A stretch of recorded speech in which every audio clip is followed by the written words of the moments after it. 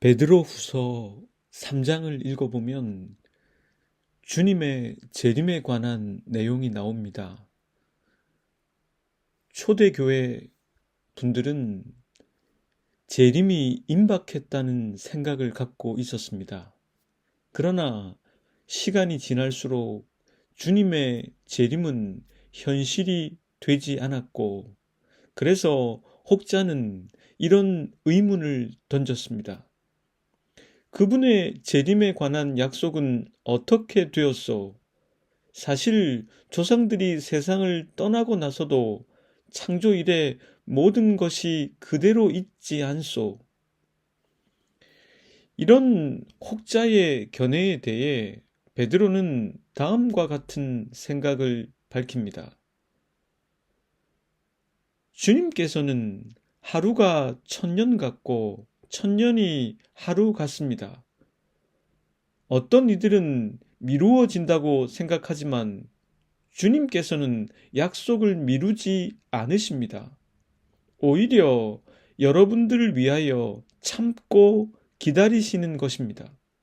아무도 멸망하지 않고 모두 회개하기를 바라시기 때문입니다. 영화 쉰들러 리스트에서 오스카 신들러는 자신이 좀 더 노력했다면 한 명을 더 구할 수 있었다고 하며 안타까워 했습니다. 하나님께서 재림을 유보하시는 것은 한 명이라도 더 구원하기 위함입니다. 즉, 우리에겐 기회의 시간이 되는 것입니다. 지난 한 주간도 이 기회의 시간을 살아내기 위해서 자신과 싸움을 해 나가시느라 수고가 많으셨습니다. 안녕하세요. 그 길을 걷는 교회 수요 묵상 열왕기상 생각입니다. 오늘은 열왕기상 21장을 살펴볼 터인데, 열왕기상이 22장으로 마무리가 되니 이제 그 끝을 향하여 가고 있습니다. 오늘은 21장에 등장하는 나봇의 포도원 이야기를 전해 드리겠습니다. 벤하닷과 아합의 대결 이후 아합은 겨울에 지내는 궁전이 있는 이스르엘로 향하게 됩니다. 이스라엘에서 지내던 중에 근처에 있는 나봇이 소유한 포도원을 보게 됩니다. 아합은 그 포도원을 갖고 싶어 나봇에게 팔라고 제안을 했습니다. 아합은 그 포도원을 사 정원으로 만들려 했습니다. 아합은 그 포도원을 주면 더 좋은 포도원을 주거나 아니면 돈으로 값을 쳐 주겠다고 했습니다. 나봇은 그렇게 말하는 아합에게 이렇게 답합니다. 제가 조상의 유산을 임금님께 드리는 일은 주님께서 금하시는 불경한 일입니다. 아합은 이것에 대꾸하지 못하고 마음이 상해 침대에 누웠습니다. 음식도 먹질 않았습니다. 이세벨이 와서 자초지종을 듣고는 이렇게 말합니다. 당신은 현재 이스라엘을 다스리는 임금이지 않으십니까? 일어나셔서 음식을 드시고 마음을 좋게 가지십시오. 내가 이스라엘 사람 나봇의 포도원을 임금님의 것으로 만들어 드리겠습니다. 이세벨은 아합의 이름으로 편지를 써 옥새로 인봉하고 그 편지를 나봇이 살고 있는 성읍의 원로들과 귀족들에게 보냈습니다. 그 편지에는 다음과 같이 쓰여 있었습니다. 금식을 선포하고 나봇을 백성 가운데 높이 앉게 하시오. 그리고 건달 2사람을 그와 마주 앉게 하고 나봇이 하나님과 임금님을 저주했다고 증언하게 한 뒤에 그를 끌고 나가서 돌로 쳐 죽이시오. 그 성 안에 살고 있는 원로들과 귀족들은 이세벨이 작성한 편지에 쓰인 그대로 행했습니다. 그리고 이세벨에게 보고하길 나봇이 돌에 맞아 죽었다고 했습니다. 아합은 이 소식을 듣고 나봇의 포도원을 차지하기 위해 그곳으로 갔습니다. 그때 여호와의 말씀이 엘리야에게 임했습니다. 주님께서는 엘리야에게 아합에게로 가서 이 말을 전하도록 했습니다. 나 주가 말한다. 네가 살인을 하고 또 재산을 빼앗기까지 하였느냐? 나 주가 말한다. 개들이 나봇의 피를 핥은 바로 그곳에서 그 개들이 네 피도 핥을 것이다.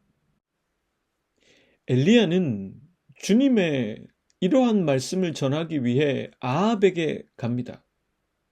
엘리야를 보자 아합이 이렇게 말합니다. 내 원수야, 네가 또 나를 찾아왔느냐? 이 말을 들은 엘리야는 다음과 같이 하나님의 말씀을 전합니다. 그렇습니다. 이렇게 또 찾아왔습니다. 임금님께서는 목숨을 팔아가면서까지 주님께서 보시기에 악한 일만 하십니다. 내가 너에게 재앙을 내려 너를 쓸어버리되 너 아합 가문에 속한 남자는 종이든지 자유인이든지 씨도 남기지 않고 이스라엘 가운데서 없애버리겠다. 네가 이스라엘 사람에게 죄를 짓게 해서 나를 분노하게 하였으니 내가 네 가문을 느밧의 아들 여로보암의 가문처럼 또 아히야의 아들 바하사의 가문처럼 되게 하겠다.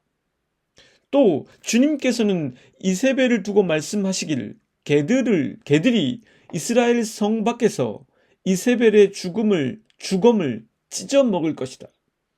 아합 가문에 속한 사람이면 성 안에서 죽으면 개들이 찢어 먹을 것이고 성 밖에서 죽으면 하늘의 새들이 쪼아 먹을 것이라고 했습니다.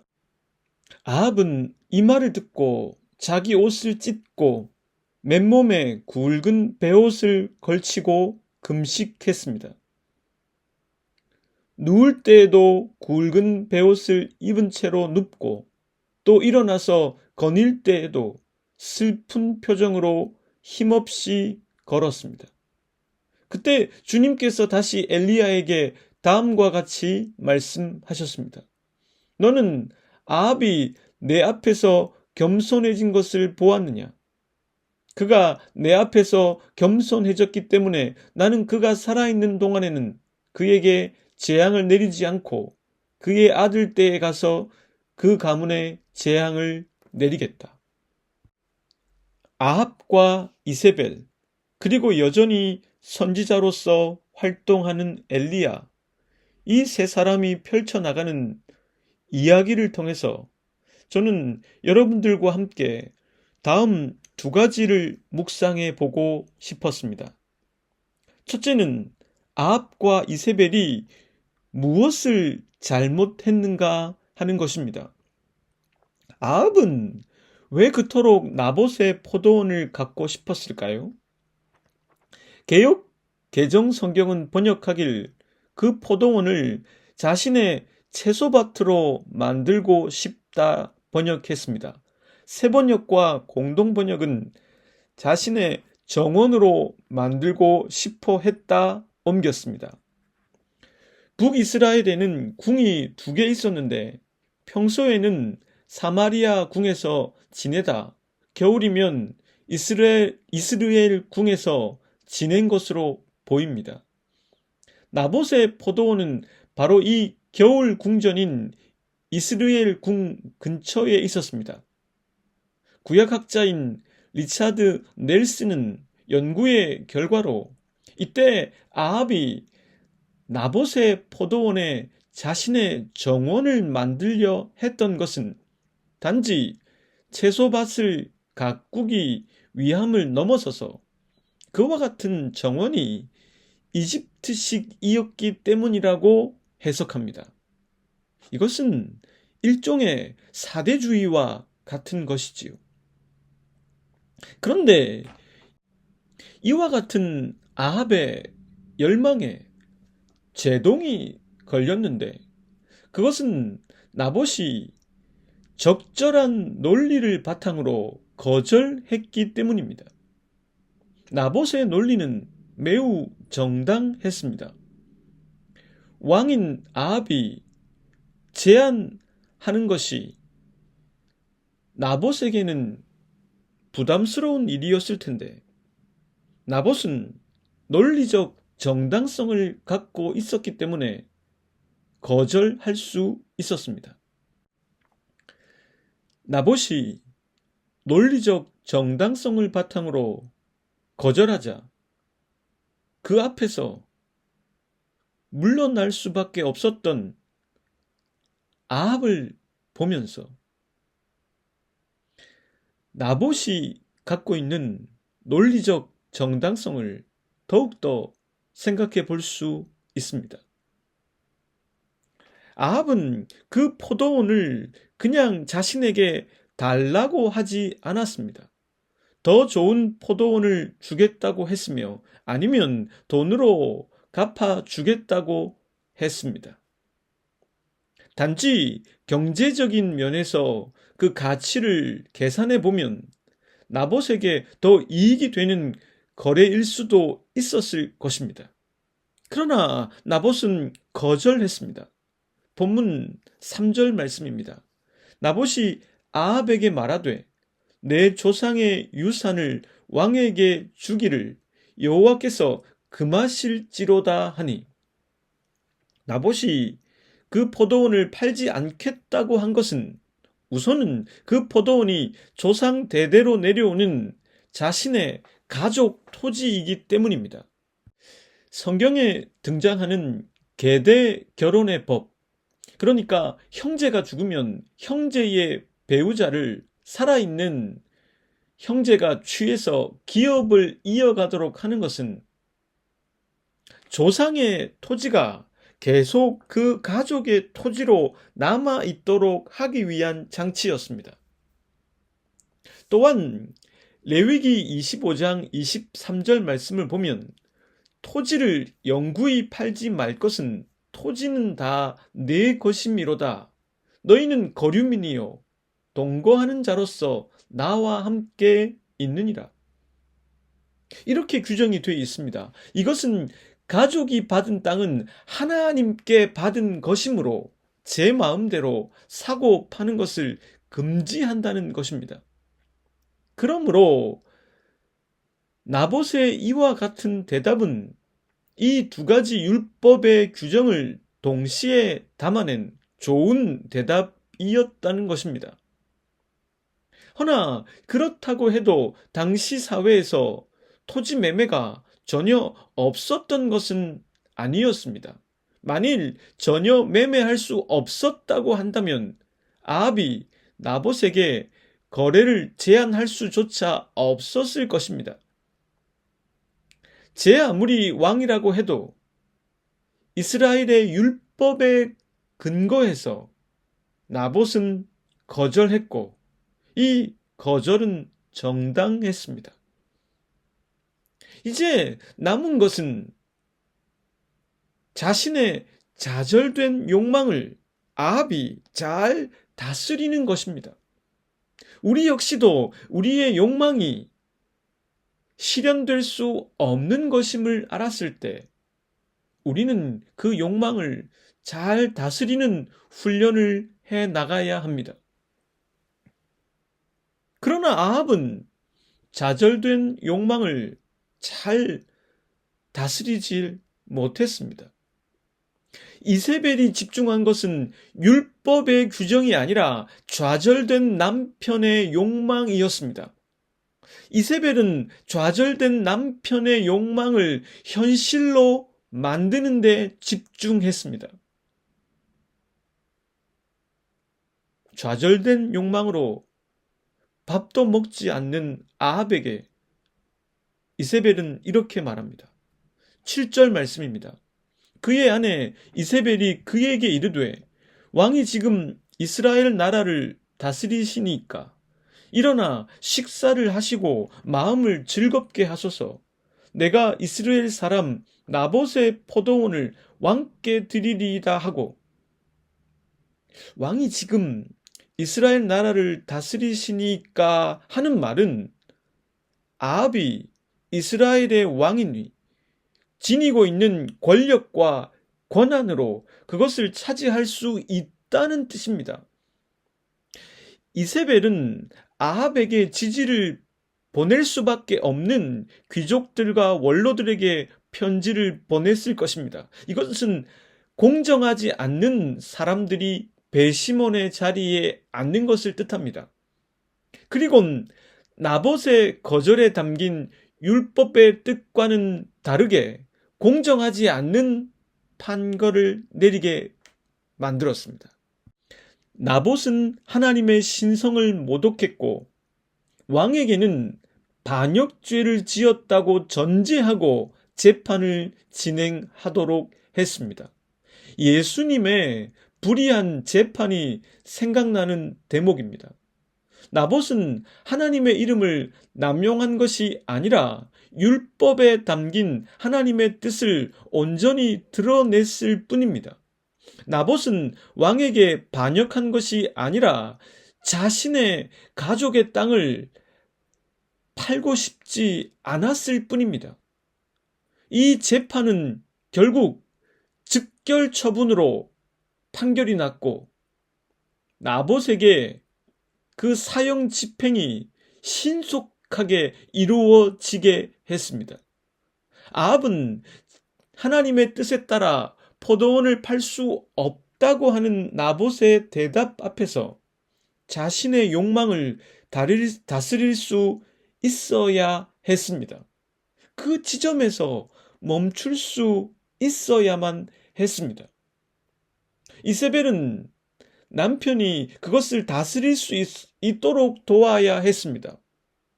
그게 돕는 배필의 모습일 것입니다. 그러나 이세벨은 남편의 욕망에 더 집중했고 두 사람은 결국 자신들이 가진 권력과 권한을 그 욕망을 이루는데 이용했습니다. 저자는 나봇의 거절 이유를 통해서 결국 아합과 이세벨의 죄가 나봇과 이스라엘 공동체에 대한 범죄인 것을 넘어서서 하나님께 죄를 지은 것임을 독자들이 알도록 하고 있습니다. 둘째로 묵상해 볼 것은 엘리야를 통해서 말씀하시는 하나님이십니다. 말씀을 묵상하면서 선지자의 숙명이라는 게 참 무겁게 다가옵니다. 하나님의 명령에 따라 이스라엘로가 아합을 만났을 때 아합은 엘리야에게 이렇게 말합니다. 내 대적자여, 네가 나를 찾았느냐? 아합에게 엘리야는 하나님의 뜻을 전해주고 하나님께 돌이킬 수 있게 하기 위해 온 선지자가 아니었습니다. 가뭄을 일으키고 자신이 숭배하는 바알과 아세라 선지자들을 죽이고 자신의 명성에 먹칠을 가한 반역자인 것입니다. 하나님은 그런 아합에게 선지자 역할을 하라고 엘리야를 보내셨습니다. 중요한 건 아합이 엘리야를 반역죄로 생각하느냐 하는 것이 아닙니다. 중요한 건 하나님이 당신의 뜻을 전하기 위해 선지자 엘리야를 아합에게 보냈다는 것입니다. 목회를 하다 보면 인간으로서 저를 좋아하는 분을 만날 수도 있고 저를 좋아하지 않는 분을 만날 수도 있습니다. 라이크와 디슬라이크의 이 문제는 사랑의 문제가 아닙니다. 디슬라이크 한다는 것은 기대가 있다는 뜻일 겁니다. 비록 불편하고 자칫 위축될 수 있을지 모르나 목회자는 목회자니까 나를 좋아하지 않는 사람에게도 최대한 예의를 갖추고 형평성을 갖고 대할 수 있어야 합니다. 그런 의미에서 저는 엘리야가 처한 이 상황이 조금은 이해가 됩니다. 하나님은 엘리야를 통해 아합을 변화시켜 나가십니다. 아합이 한 행위가 자신의 욕망을 실현하는 것에서 그치는 게 아니라 하나님께 죄를 지은 것임을 분명히 그가 깨닫도록 하셨습니다. 여기에 하나님의 맹렬한 분노가 등장합니다. 아합과 그의 집안, 그리고 그의 아내 이세벨까지 끔찍한 죽음을 당할 것을 말씀하셨습니다. 고대 사회에서 매장하기 이전에 시신이 훼손되거나 잃는 것은 아주 끔찍한 일로 간주되었던 점을 감안하면 하나님은 이 죄에 대해서 분노하셨습니다. 제가 국제정세 전문가는 아니기 때문에 잘은 모르나 현재 일어나는 일들은 본질적으로 아합과 이세벨의 행위와 다를 바가 없다고 생각됩니다. 미국은 주권 국가인 베네수엘라의 최정예 부대인 델타 포스를 투입해 현직 대통령 마두로를 체포해 미국의 법정에 세웠습니다. 미 대통령인 트럼프는 마두로를 체포하고 며칠이 지나지 않아 계속 덴마크의 땅 그린란드를 언급하고 있습니다. 뉴욕타임즈는 이것을 신제국주의라고 표현했습니다. 일이 이렇게 되자 우크라이나를 침공한 러시아는 더 이상 미국이 자신들에게 뭐라 할 수 없는 상황이라고 표현할 수 있게 되었습니다. 이와 같은 일들은 본질적으로 아합이 힘이 없는 나봇의 포도원을 갖고 싶어 했던 욕망과 크게 다를 바가 없습니다. 율법으로도 하나님 앞에서도 불가한 일이었는데 아합은 왕이라는 자신의 권력과 힘을 이용해서 그 욕망을 실현했습니다. 아합은 잠깐 나봇의 포도원을 가졌겠지만 더 중요한 많은 것들을 잃어버리게 되었습니다. 미국과 러시아 같은 나라들이 자신들의 정치적, 경제적 이익을 위해서 유엔과 나토가 반대하며 명분조차 찾기 어려운 이 일들을 행하는 것은 결국 자신들의 욕망을 실현해 줄 수 있는 힘, 즉 압도적인 군사력이 있기 때문입니다. 절대 권력은 절대 부패한다는 말처럼 압도적인 힘은 결국 정당성, 법, 상식, 공정, 정의와 같은 것을 별로 신경 쓰지 않고 자신의 욕망에만 오롯이 몰두할 수 있게 해줍니다. 사람들이 더더욱 많은 권력과 힘을 갖고자 애쓰는 것은 바로 다른 것들을 신경 쓰지 않고 자신의 욕망으로만 살아가고 싶은 열망이 인간에게 있기 때문입니다. 이것이야말로 선악과를 범했던 아담과 하와의 죄요. 하나님이 가장 싫어하시는 자만과 교만입니다. 독재자의 말로는 세계 어느 나라나 유사했습니다. 하나님은 아합이 욕망을 실현하기 위해 거짓된 금식을 했던 모습을 하나님의 사람 엘리야를 통해서 진지한 금식을 하도록 바꾸시는 분이었습니다. 지금 이 순간에도 지구상에는 많은 교회가 있습니다. 교회는 아합이나 이세벨의 영향력 아래 있지 않고 하나님으로부터 오는 말씀의 능력 아래에 있습니다. 믿음의 공동체는 진정한 능력 아래에 있기 때문에 욕망에 몰두하지 않습니다. 그것이 유혹임을 분별해 낼 수가 있습니다.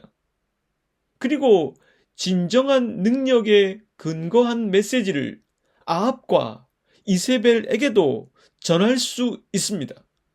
그리고 아합의 거짓된 금식을 진정한 회개의 금식으로 바꿀 수 있었습니다. 함께 기도하겠습니다. 하나님, 아합과 이세벨이 한 행위와 유사한 행위를 저희도 얼마든지 행할 수 있습니다. 주님 주신 도덕적 양심과 하나님의 도우심 속에 만들어진 사회 규범들을 무시하고 오로지 내 욕망에만 집착할 수가 있습니다. 또 그 욕망을 더욱 실현할 수 있기 위해 더 많은 힘을 갖기 위해 부단히 노력할 수도 있습니다. 그러나 그것들이 부질없는 것임을 고백합니다. 하나님께만큼은 종속되어 하나님의 말씀의 능력 아래에 살아가야 다른 부분에서 자유할 수 있음을 고백합니다. 저희들이 자유인이 될 수 있게 인도하옵소서. 예수 그리스도의 이름으로 기도드립니다.